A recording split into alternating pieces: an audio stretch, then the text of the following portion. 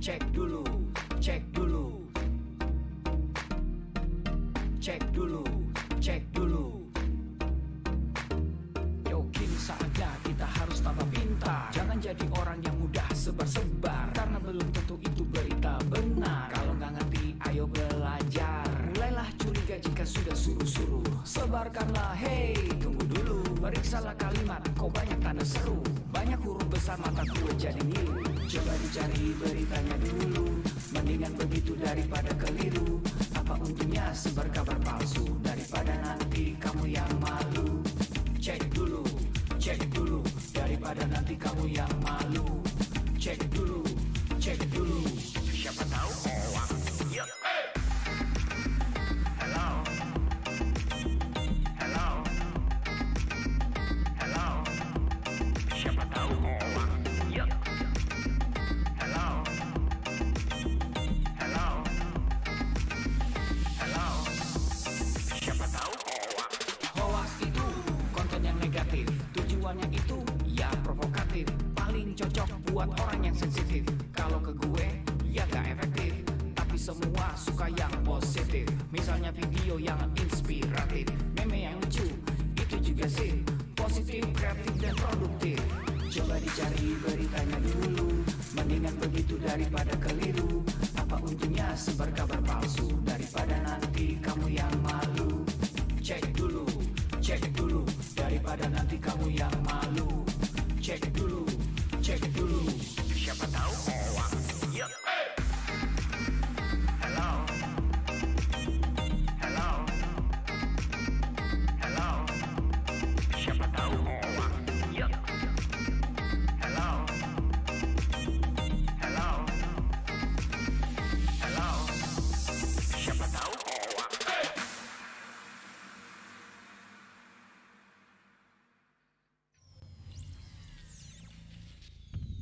Selamat datang di Indonesia Makin Cakap Digital, langsung dari 34 provinsi, 514 kabupaten kota, diikuti lebih dari 500.000 tatangka digital.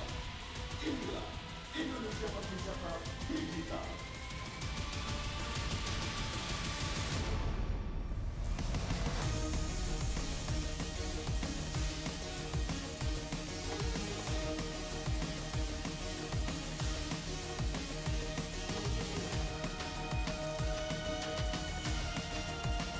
Saya luncurkan program literasi digital nasional hari ini.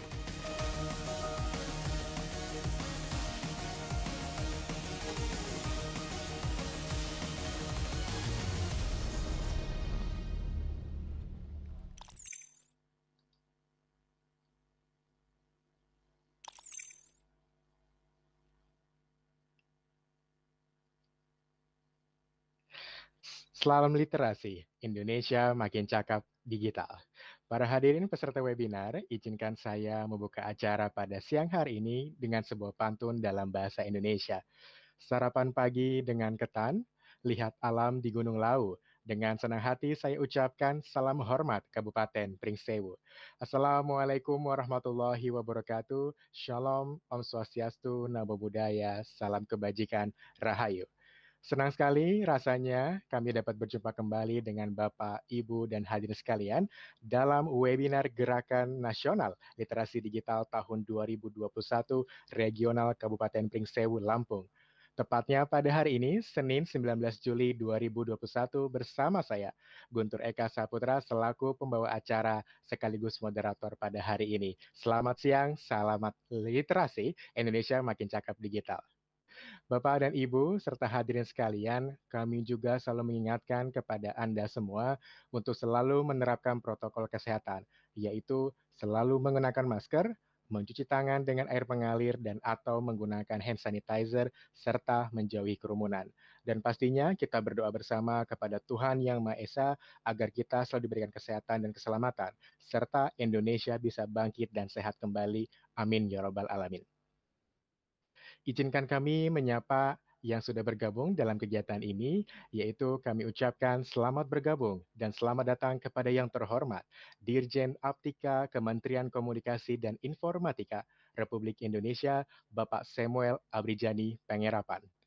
Gubernur Provinsi Lampung, Bapak Insinyur Arinal Junaidi beserta jajaran, Bupati Kabupaten Pringsewu, Bapak Haji Sujadi beserta jajaran, para narasumber kita, yaitu akademisi dan penggiat literasi digital, Ibu Dioni Ditya Perdana MIKOM, dosen dan Youth Education Observer, Ibu Ninuk Wiliani SSI MIKOM, pimpinan Wilayah Pemuda Muhammadiyah Lampung, Bapak Tahir Rahili MPD, Kepala IT Universitas Muhammadiyah Lampung, Bapak Ribut Julianto Eskom MTI, Key Opinion Leader kita, Founder Saya Diet Kantong Plastik, aktivis Kartini Millen Award 2020, serta cabin crew, Ibu Della Oktarina, dan juga seluruh peserta webinar hari ini yang berbahagia. Selamat siang dan salam sehat selalu. Rekan-rekan semua di seluruh Indonesia, khususnya di Kabupaten Pringsewu, semoga tetap semangat untuk mengikuti webinar ini dari awal hingga akhir nanti, yang dimana webinar ini diselenggarakan oleh Kementerian Komunikasi dan Informatika atau Kemenkominfo Republik Indonesia. Dan walaupun kegiatan ini dilakukan secara daring melalui platform Zoom, tetapi kita harus tetap semangat dan memberikan inspirasi serta dampak positif tentunya. Dan untuk memulai acara hari ini, tak elok dan tak indah jika kita tak dahului dengan berdoa. Semoga Tuhan selalu memberikan ilmunya untuk kita semua. Izinkan saya untuk memimpin doa pada hari ini. Berdoa menurut agama dan percayaan masing-masing, dimulai.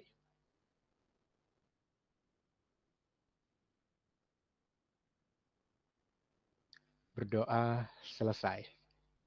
Acara selanjutnya, para hadirin sekalian, untuk menambah rasa cinta kita kepada tanah air kita, yaitu Indonesia, mari kita bersama-sama menyanyikan lagu kebangsaan Indonesia Raya. Hadirin dimohon bersikap hikmat.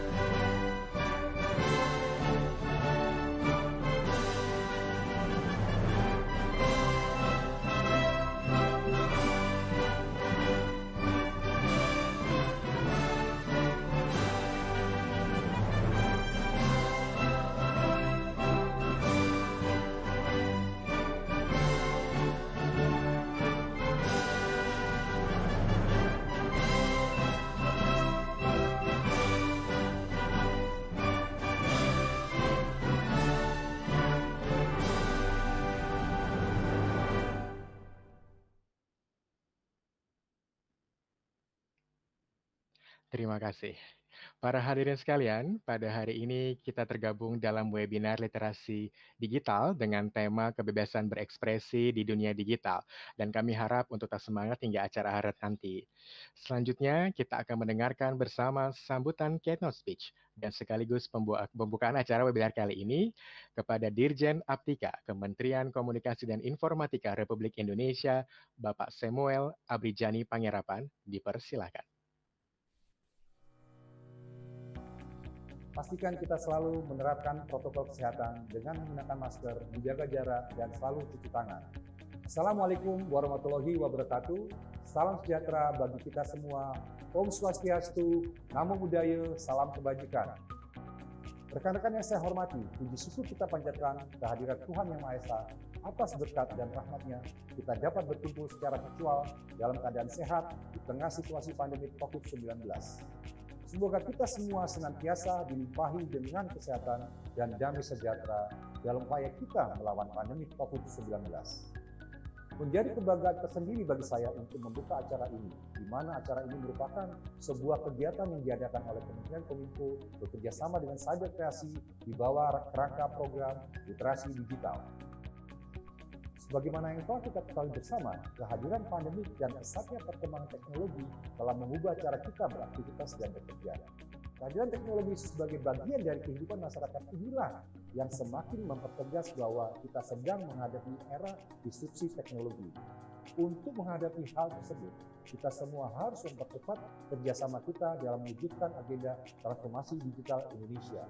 Rekan sekalian yang berbahagia, salah satu pilar penting dalam mendukung terwujudnya agenda transformasi digital adalah menciptakan masyarakat digital di mana kemampuan literasi digital masyarakat memegang peranan penting di dalamnya. Sebagai tingkat paling dasar, kemampuan literasi digital merupakan kemampuan yang paling krusial dalam menghadapi perkembangan teknologi saat ini untuk mewujudkan masyarakat Indonesia yang tidak hanya mengenal teknologi, namun juga cermat dalam menggunakannya.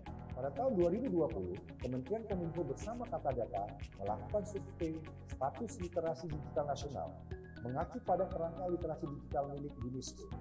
Kajian tersebut menunjukkan bahwa indeks literasi digital Indonesia ada pada angka 3,47 dari skala 1 sampai 4. Di mana hal itu menunjukkan bahwa indeks literasi digital kita hanya ada pada sedikit di atas tingkat sedang, namun belum mencapai tingkat baik. Untuk mencapai tingkat literasi yang baik, pemerintah tidak dapat bekerja sendiri. Kementerian Kominfo bersama Cyber Kreasi dan berbagai stakeholder terus berupaya mengadakan berbagai kegiatan untuk meningkatkan kemampuan literasi digital masyarakat Indonesia, dan salah satunya adalah yang sedang rekan-rekan sekalian ikuti sekarang. Rekan-rekan yang saya hormati, dalam menghadapi perkembangan teknologi yang sangat cepat, literasi digital merupakan kunci dan fondasi utama harus kita semua miliki. Pemerintah dalam hal ini, Kementerian Kominfo, bersama dengan Cyber Kreasi berkomitmen akan terus melakukan upaya meningkatkan literasi digital masyarakat lewat berbagai macam inisiatif kegiatan. Adanya berbagai inisiatif kegiatan literasi digital diharapkan dapat memfasilitasi dan semakin mendorong terwujudnya masyarakat digital Indonesia. Keadaan normal yang baru, baik sekarang maupun pasca pandemi, akan mempercepat proses digitalisasi di berbagai lini kehidupan kita. Maka dari itu, kita harus mempersiapkan SDM kita dengan keterampilan digital yang sesuai untuk menghadapi perubahan ini. Akhir kata, mari kita membawa perubahan positif untuk Indonesia yang lebih baik. Kita ciptakan inovasi-inovasi berkualitas dengan mengembangkan talenta dan memaksimalkan potensi masyarakat digital Indonesia. Bersama kita dapat melalui pandemi dengan menjadi lebih baik dari masa sebelumnya. Demikian sambutan yang dapat saya sampaikan. Selamat mengikuti kegiatan, tetap semangat, dan salam literasi digital. Wassalamualaikum warahmatullahi wabarakatuh. Om Santi Santi Santi Om.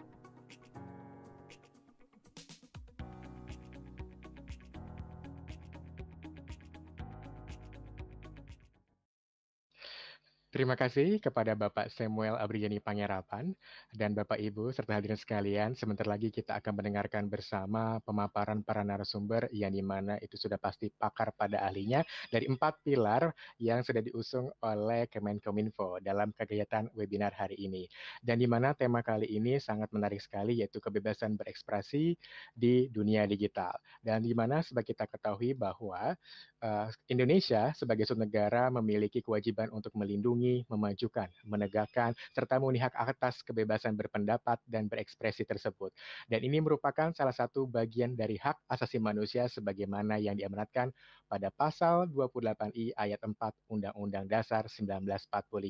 Dan bagaimana kaitannya dengan norma dari kegiatan digital dan kebebasan berekspresi, di mana kita sudah menggunakan dunia digital, media sosial, serta media digital lainnya. Untuk itu, saya mengingatkan juga bahwa teman-teman untuk follow Instagram @siberkreasi dan juga subscribe dan juga bisa menonton webinar lainnya pada channel Siberkreasi. Dan bagi teman-teman yang ingin sudah tak sabar bertanya kepada para narasumber, dapat menuliskan di kolom chat. Nanti yang terpilih yang menarik akan bisa mengutarakan langsung pertanyaannya kepada narasumber serta berhak untuk mendapatkan voucher e-money. Dan sebelum ke narasumber, saya akan berbincang terlebih dahulu mengenai tema kita dan kegiatan dari Key Opinion Leader kita, yaitu adalah founder Saya Diet Kantong Plastik, aktivis, dan juga Kartini Millennial Award 2020, serta Kevin Cure, yaitu ada Mbak Della Oktarina. Halo, Assalamualaikum, selamat siang Mbak Della. Selamat siang Mbak Della.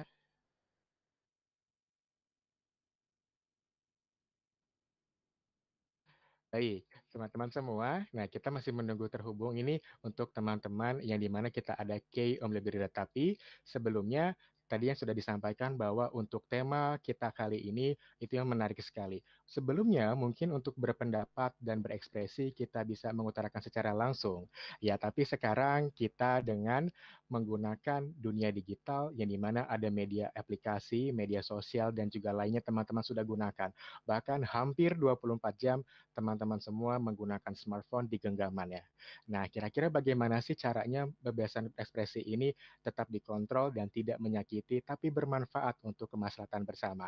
Dan sebelumnya, kami untuk membacakan tata tertib terlebih dahulu dalam webinar kali ini, yaitu di mana peserta sudah dapat bergabung di Zoom meeting ini 30 menit sebelum acara dan kami mengucapkan terima kasih atas yang luar biasa dan kami juga menyapa terima kasih teman-teman semua yang sudah bergabung dalam webinar ini, yang sudah mengacukan jempol dan juga berkomentar di kolom chat. Salam kenal semuanya, salam sehat selalu. Dan juga demi keamanan bersama, peserta yang diizinkan masuk ruang webinar adalah peserta yang sudah mendaftar melalui pendaftaran, karena nanti pasti akan dikirimkan melalui email dan juga mendapatkan token, yang dimana token tersebut untuk mendapatkan sertifikat, tapi sebelumnya jangan lupa menjawab pertanyaan pretest dan juga post-test untuk kebaikan dan kemajuan kita bersama. Dan selanjutnya, sebagai wujud ketertiban, peserta dapat menyesuaikan nama akun Zoom dengan format berikut, yaitu nama peserta diikuti dengan nama instansi.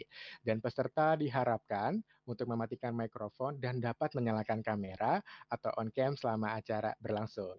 Dan apabila ingin menyampaikan pertanyaan, nah ini menariknya pada sesi tanya jawab, teman-teman dapat menuliskan pertanyaannya pada kolom chat di platform Zoom ini, yaitu dengan format nama teman-teman, pertanyaannya, kepada narasumber siapa, dan nomor handphone teman-teman semua. Kenapa? Karena bagi pertanyaan yang menarik akan diberikan kesempatan bertanya langsung dan mendapatkan voucher e-money.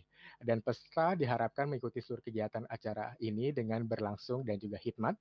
Dan seluruh rangkaian acara ini akan direkam oleh panitia sebagai bentuk pertanggungjawaban dari panitia tentunya.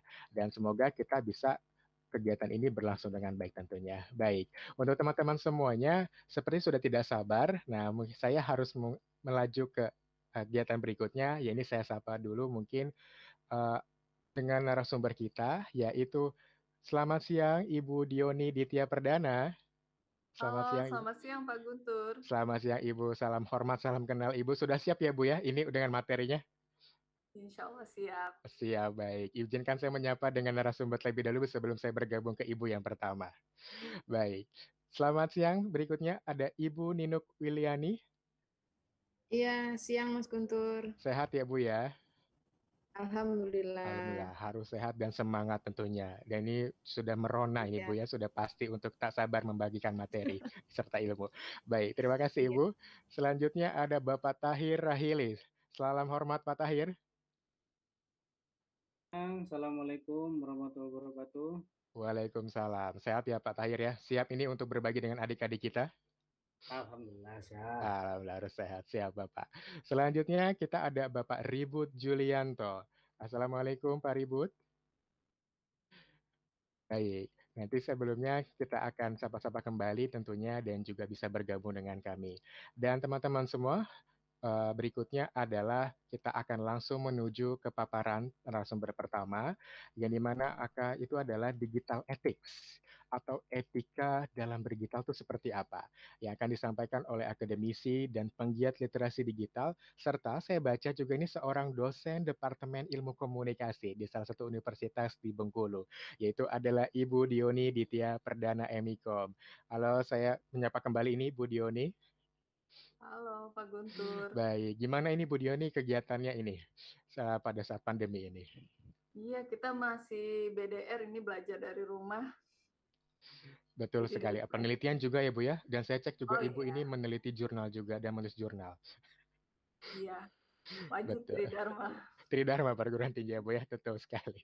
Baik, Ibu Dioni ini seperti sudah tidak sabar teman-teman semua untuk mendengarkan kira-kira bagaimana sih etika dalam digital atau digital ethics khususnya dengan tema kita ya sampai salah tuh ya, ya kebebasan berekspresi di dunia digital.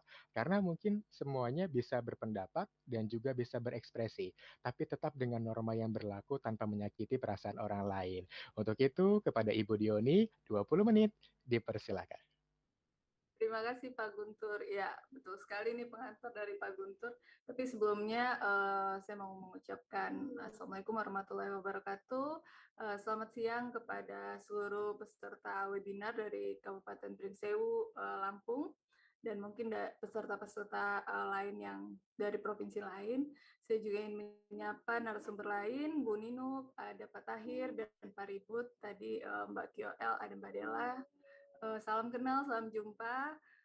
Izinkan saya pertama untuk memaparkan materi terkait digital ethics. Nah, jadi seperti Pak Guntur udah bilang, bagaimana kita dapat menerapkan nilai dan norma. Nah, kalau kita bilang sekarang kita berada dalam dunia tanpa batas, atau McLuhan bilang kita adalah penduduk desa global. Jadi kalau misalnya nih teman-teman peserta kita berada dalam satu desa, satu RT, atau satu kelurahan, kita bisa kenal nih si Budi, anaknya Bu Tini, si Ari, anaknya Pak Tono. Nah, kalau di dunia tanpa batas atau di global village, yang dikatakan tanpa batas tuh kita bisa tidak mengenal satu sama lain, kita juga tidak terkelompokkan, artinya tingkat heterogenitas kita tuh tinggi sekali. Jadi kalau kita menemukan rentang budaya yang berbeda, latar belakang ras beda, atau apapun itu yang secara global tentu punya pemaknaan masing-masing, nah itulah yang mungkin akan memicu permasalahan kita dalam berkehidupan atau berekspresi di dunia digital. Oleh karena perbedaan yang ada tadi, itulah mengapa ternyata kita juga perlu etika dalam dunia digital. Oke. Apa saja sih yang dilakukan orang Indonesia, pengguna internet Indonesia? Ternyata sebagian besar yang dilakukan adalah mengakses aplikasi chatting, kemudian berinteraksi di media sosial, dan selebihnya adalah terkait dengan perbankan online, terkait dengan layanan publik, game, dan layanan pendidikan. Nah, karena ternyata umumnya kita menggunakan internet untuk berinteraksi melalui media sosial dan media chatting, itu juga salah satu menjadi indikator kita menemukan adanya persoalan antar pengguna internet. Persoalan tersebut tentu salah satunya adalah ketidakselarasan atau sepahaman antara pengguna satu dengan pengguna lain tentang nilai ataupun nilai-nilai moral yang seharusnya ada di media digital. Oke, kemudian yang menjadi hal yang tidak mengenakan atau mengejutkan juga bagi kita sebagai bagian dari warga Asia, bagian dari penduduk Asia yang punya stigma atau punya distereotipkan sebagai orang yang sangat punya attitude, punya manner, punya budaya yang bagus, ternyata bisa masuk menjadi, Indonesia bisa masuk menjadi netizen paling tidak sopan se-Asia Pasifik. Nah, ternyata faktor yang mempengaruhi buruknya indeks tersebut karena penyebaran hoax, kemudian scam, penipuan, ujaran kebencian, dan diskriminasi. Kita tentu kesal mungkin dengan labeling yang Microsoft lakukan karena penelitiannya, karena risetnya, tapi hal itu tentu dilandasi karena kita ini besar dari mungkin di lingkungan sekolah, di lingkungan layanan publik, di perkantoran, kita tuh besar dengan slogan setidaknya salah satunya ini 5S. Bagaimana kita diminta untuk saling senyum, saling sapa, saling sopan, saling santun. Tapi mengapa justru di media digital kita mendapatkan penilaian yang buruk. Kemudian kita juga kalau dibilang diskriminasi, nah kita juga tumbuh dengan latar belakang ras, budaya, agama yang memang dari dulu, dari Indonesia Merdeka, Bhinneka Tunggal Ika itu sudah ada. Kita sudah tahu bahwasanya kita itu beragam. Nah, apa sebenarnya yang menjadi masalah? Kita lihat nih, apa yang menjadi masalah?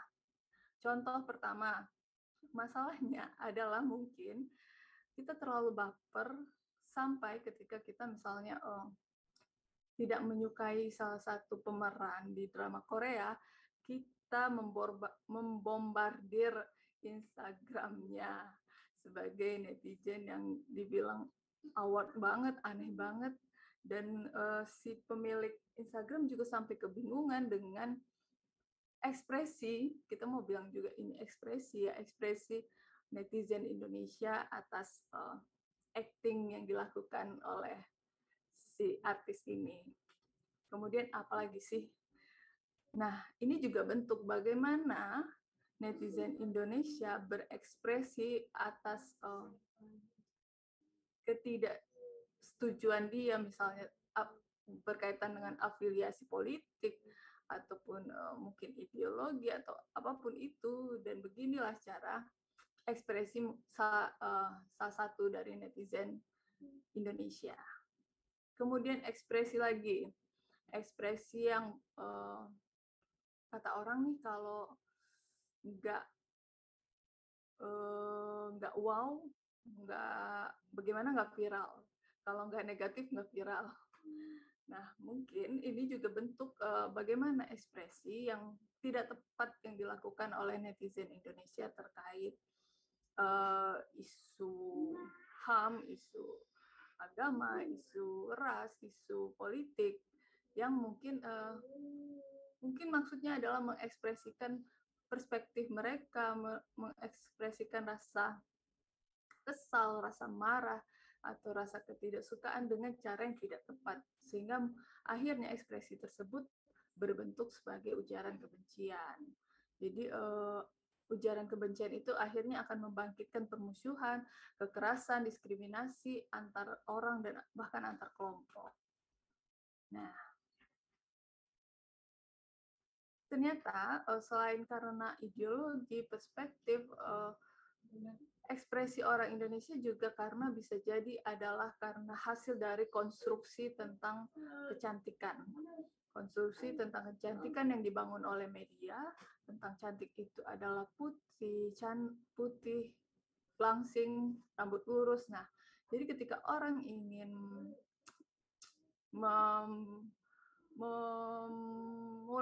memulai passionnya tentang misalnya ini ya review ataupun tentang bagaimana cara bermake up, ternyata karena dia tidak memenuhi standar konstruksi kecantikan, maka akan memunculkan bullying yang dilakukan oleh netizen Indonesia. Ini balik lagi juga tentang standar kecantikan adalah tentang tubuh langsing. Jadi kalau kita tuh memuji, oh kamu cantik, tapi kalau kurusan. Nah, itu juga salah satu bentuk ekspresi yang tidak tepat.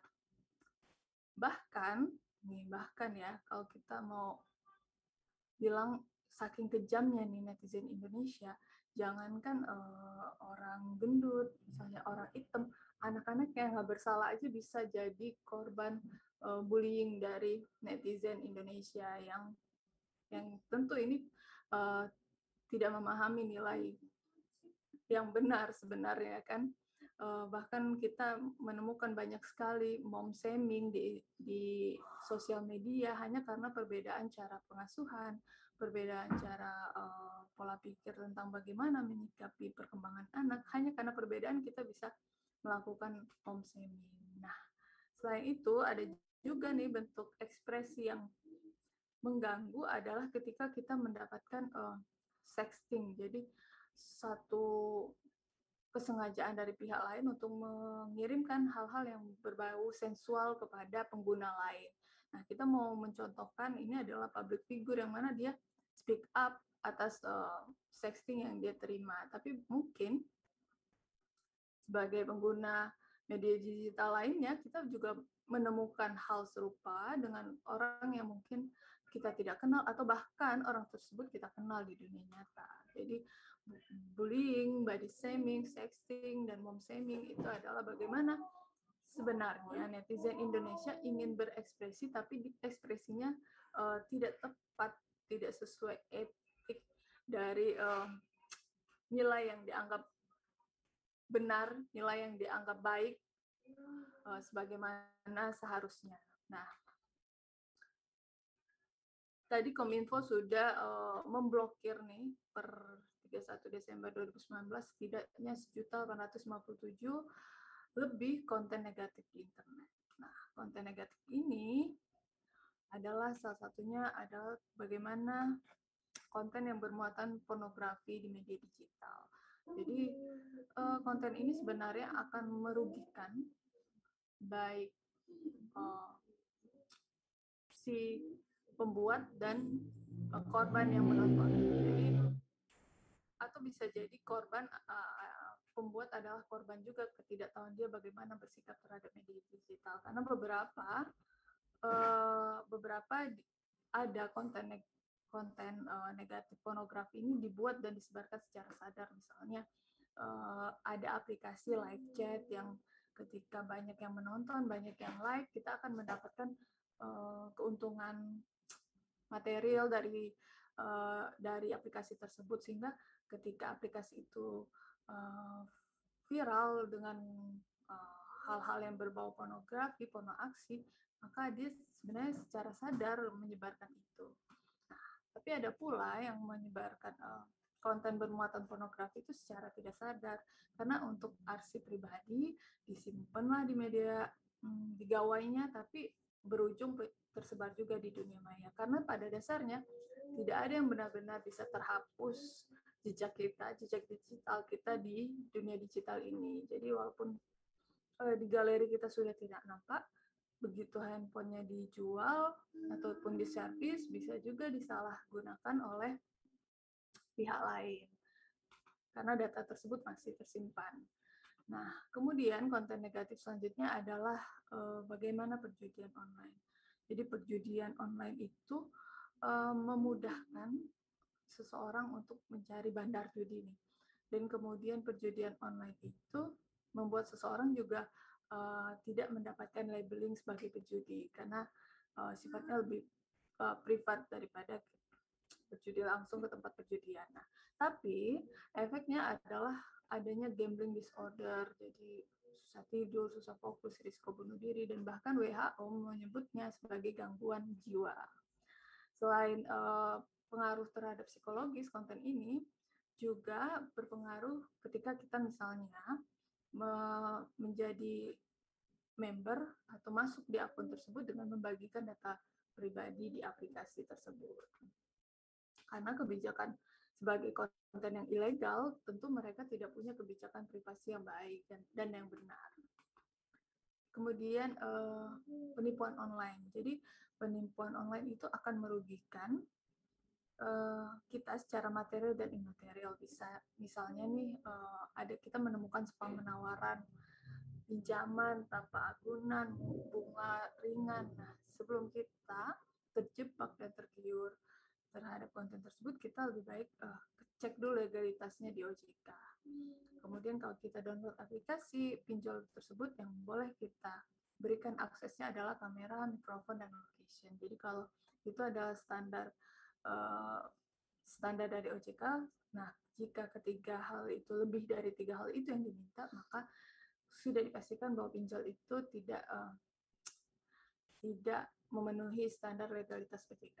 Nah, kemudian mungkin kita beberapa berbelanja di marketplace, tapi beberapa juga berbelanja online ya berdasarkan akun Instagram yang kita follow atau akun Facebook yang kita follow, ternyata mereka menawarkan produk yang menurut kita wah murah banget nih, beli satu gratis satu, atau bahkan diskon besar-besaran, alasannya cuci gudang. Nah, kita perlu juga untuk sebelum melakukan pembayaran, payment, kita mengecek dulu nih kredibel.co.id ataupun cekrekening.id.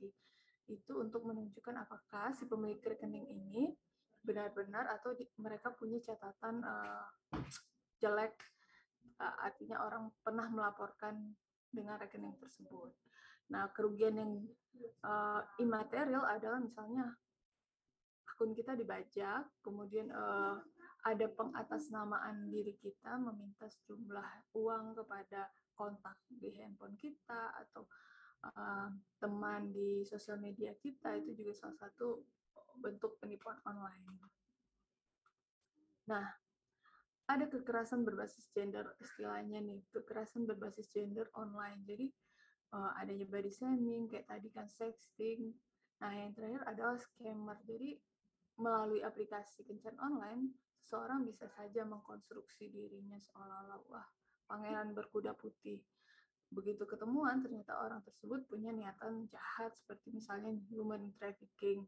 Itu salah satu bentuk bagaimana pemanfaatan media digital yang tidak tepat. Nah, mohon izin, Ibu Dioni, 5 menit lagi, Bu. Baik. Kita agak percepat ya. Kemudian adanya bentuk pencemaran nama baik, konten radikalisme, dan ujaran kebencian. Nah, salah satu yang paling masif penyebarannya di Indonesia konten negatif adalah hoax. Jadi, kalau kita baca berita yang isinya cenderung menyudutkan, kemudian ada fanatisme ideologi, provokatif, tidak berimbang, adanya permusuhan, adanya unsur-unsur kebencian, dan sumbernya tidak jelas, artinya bukan dari media mainstream, bukan dari media massa ternama, atau bukan dari blog seorang public figure yang kita kenal, bisa saja itu domainnya adalah blogspot dan lain-lain. Nah, itu kita bisa mencurigainya sebagai hoax. Bagaimana sih seharusnya kita bersikap di media digital agar kita tidak masuk dalam jebakan konten negatif, ataupun kita tidak menjadi sebagai penyebar konten negatif? Adalah pertama nih, antar sesama kita biasa menggunakan bahasa yang baik dan sopan. Jadi beberapa waktu lalu ribut tentang bagaimana penggunaan kata anjay. Apakah boleh kita memuji, wah anjay ganteng banget lu, kayak gitu kan misalnya. Nah, ternyata kita sebenarnya bisa memilih bahasa lain dengan istilah-istilah lain yang nggak harus merujuk pada kata-kata yang sebenarnya adalah makian, tapi maksudnya kan biasa aja gaul. Tapi ya itulah sebenarnya kalau kita ingin benar-benar menerapkan etika yang benar ya, pertama adalah bahasa itu adalah mulai dari baik dan sopan. Kemudian ketika kita mengunggah foto, informasi, video, jangan sampai yang kita unggah ternyata ada ujaran kebencian terkait SARA, atau bahkan yang kita unggah adalah hal-hal yang berbau pornografi. Kita akan menjadi bagian dari penyebar konten pornografi tersebut. Nah, bijak dalam memberikan tanda like, love, dan suka. Di media digital ada yang namanya filter bubble. Jadi algoritma yang mempertemukan kita dengan apa-apa yang kita suka. Jadi kalau teman-teman ketemu di berandanya resep cara memasak, karena kita sering follow, kita sering like, kita sering suka, kita sering share, oh ternyata akhirnya muncul berulang di laman sosial media kita. Terus kemudian kenapa kita perlu like, love, dan suka itu secara bijak adalah karena itu balik lagi kita terikat apa-apa, misalnya kita menyukai konten pornografi. Nah, jejak digital kita tinggalkan di sana. Kemudian bijak meneruskan foto, informasi, video. Jadi tadi jangan sampai kita menjadi penyebar hoax hanya karena kita belum fact checking, kita sudah bagikan informasi tersebut yang kita mungkin kita identifikasi ada unsur-unsur yang disebutkan sebelumnya. Bijak memberi komentar, kemudian meneruskan foto tidak sepotong karena akan ini mengubah perspektif. Jadi ya ketika kita membagikan setengah dari cerita bisa saja pesan yang dimaksud tidak sampai. Kemudian apabila melakukan screenshot percakapan sebaiknya tidak digunakan untuk merugikan orang lain. Ya, kita boleh saja menyimpannya misalnya untuk keperluan misalnya bukti kita, tapi hal-hal tersebut misalnya kadang kita temuin nih di status WA kita ya, screenshot pribadi yang muncul sebagai status WA. Sebenarnya kita perlu juga bijak untuk melihat sebagai itu kan japri ya. Nah, bagaimana sebenarnya posisinya ketika kita menyampaikannya secara publik, kemudian menghormati hak cipta, kemudian melaporkan akun yang jika kita menemukannya sering menebar kebencian, sering menebar hoax, dan lain-lain. Nah, jangan memberikan informasi bersifat pribadi saat berinteraksi di media sosial untuk menghindari akun kita diretas. Nah, pada dasarnya etika digital itu adalah kemampuan individu dalam menyadari, mencontohkan, menyesuaikan diri, merasionalkan, mempertimbangkan, mengembangkan tata kelola etika digital dalam kehidupan sehari-hari. Jadi etika digital atau disebut etika itu bukan hal yang baru bagi kita, bukan hal yang benar-benar jauh dari kehidupan nyata kita, asalkan kita mau berpikir logis dan masuk akal, sama seperti tadi ya. Apakah mungkin kita, jika itu tetangga kita, jika itu teman kita berada di depan kita, terus kita langsung bilang, oh muka lu kayak binatang, kan nggak mungkin. Nah, hal-hal seperti itu yang sebenarnya tidak terlalu jauh antara etika di dunia nyata dan etika di dunia digital. Asalkan orang mau melakukannya secara logis dan masuk akal. Jadi intinya adalah bagaimana kita menggunakan media digital agar niat, sikap, dan perilaku kita tuh etis untuk kebaikan bersama. Jadi kalau kita mengomentarin orang, kita selalu berpikir, oh kita mungkin benar, tapi orang lain belum tentu salah. Jadi tidak menyerang pribadi, tapi kita kuatkan argumen dengan landasan yang sesuai dengan kapasitas kita. Nah, berekspresi daripada kita nyinyirin orang, nyinyirin Instagram, ataupun membagikan konten negatif, lebih baik kita berekspresi melalui konten positif. Konten positif itu adalah konten yang punya unsur informatif, edukatif, inspiratif, dan menghibur. Oke. Pada dasarnya, media digital saat ini adalah cerminan bagaimana orang memandang image kita. Jadi walaupun media digital dunia maya tidak akan pernah bisa mendefinisikan kita secara seutuhnya, tapi apa yang kita tampilkan, apa yang kita pilih untuk kita tampilkan di media digital akan mempengaruhi bagaimana orang memberikan penilaian ataupun bagaimana orang akhirnya bersikap kepada kita. Nah, tadi kita bisa memanfaatkannya untuk hal-hal positif. Saat ini kita bisa menjadi pekerja media digital, itu antara lain ya konten kreator, kemudian desain, kemudian juga bisa menjadi pedagang online. Oke, itu saja yang bisa saya sampaikan. Semoga bermanfaat. Saya kembalikan kepada Pak Guntur. Baik, terima kasih. Terima kasih Ibu Dioni Ditya Perdana Emikom yang telah memaparkan materinya mengenai digital ethics. Kita berikan tepuk tangan secara virtual dulu untuk Ibu Dioni yang telah